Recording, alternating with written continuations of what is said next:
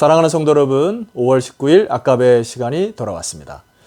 오늘은 시편 18편 16절에서 29절까지 어제에 이어서 다윗의 시 두 번째 편을 살펴보려고 합니다. 참 이 다윗의 시는 굉장히 제가 사랑하는 시입니다. 오늘도 제가 좋아하는 구절이 있는데 좀 아껴뒀다가 끝에서 여러분에게 말씀을 드리려고 하고요. 먼저 이 질문으로 이 시를 시작해야 합니다.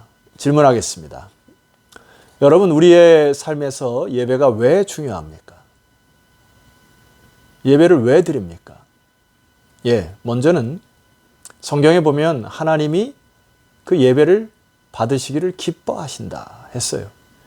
하나님은 인격적이시기 때문에 하나님이 그와 소통하고 대화하고 교제하고 그의 뜻을 전달하는 이 예배를 기뻐 받으신다 했습니다. 그래서 우리는 예배자로 서야 되죠.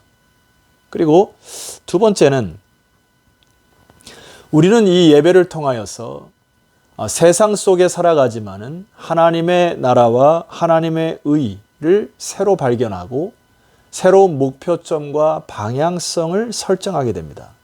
즉, 말씀을 드릴 때에 하나님의 영이 우리를 깨우시게 하셔서 깨닫게 하셔서 우리가 그 깨닫는 영을 통하여 삶 속에 예배자로 살아가게끔 만드는 것이 바로 예배의 두 번째의 목적입니다. 그래서 여러분, 우리는 예배를 드리는 것으로만 만족해서는 안 되죠. 예배를 드린 이후에 이제 하나님께서 말씀하신 그 말씀대로 살아가는 것이 궁극적 목적이 되어야 합니다.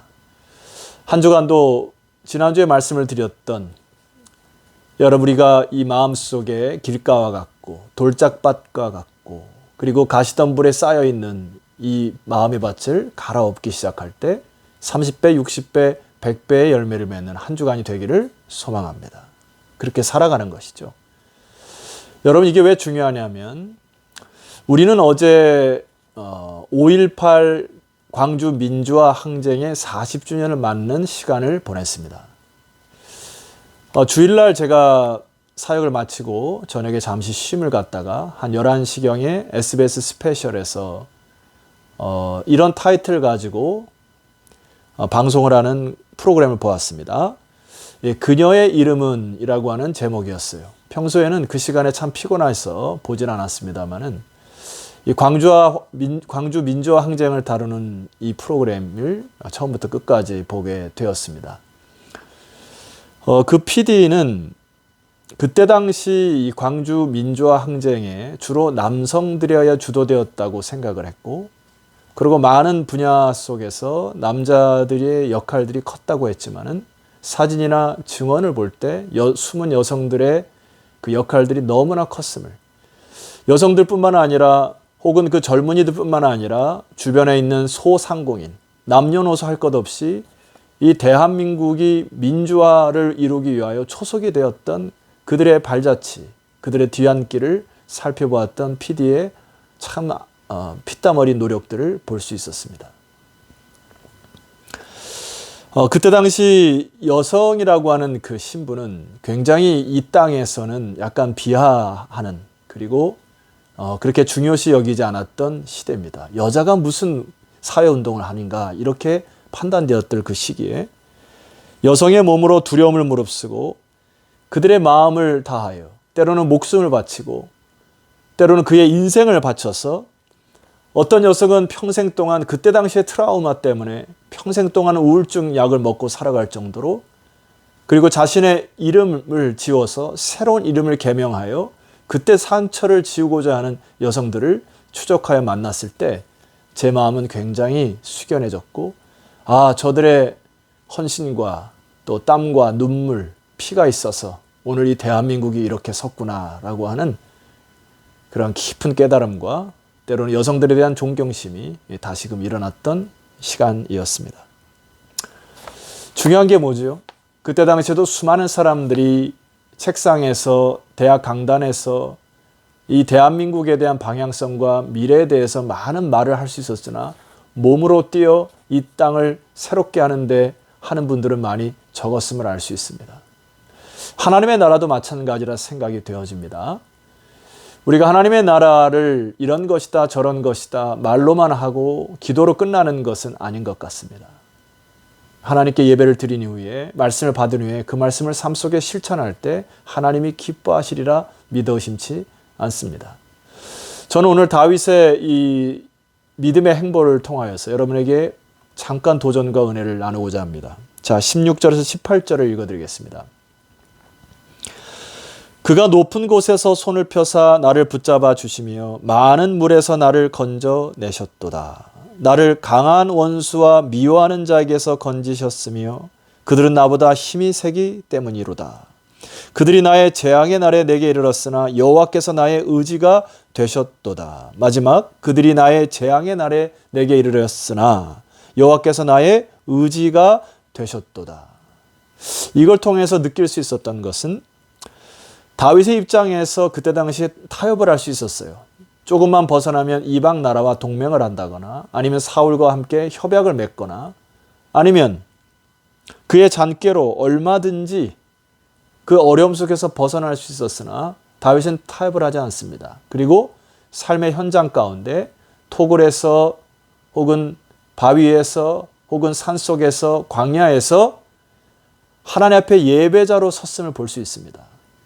재앙의 날이 내게 이르렀으나 여호와께서 나의 의지가 되셨도다. 그리고 마음을 다잡는 것이죠.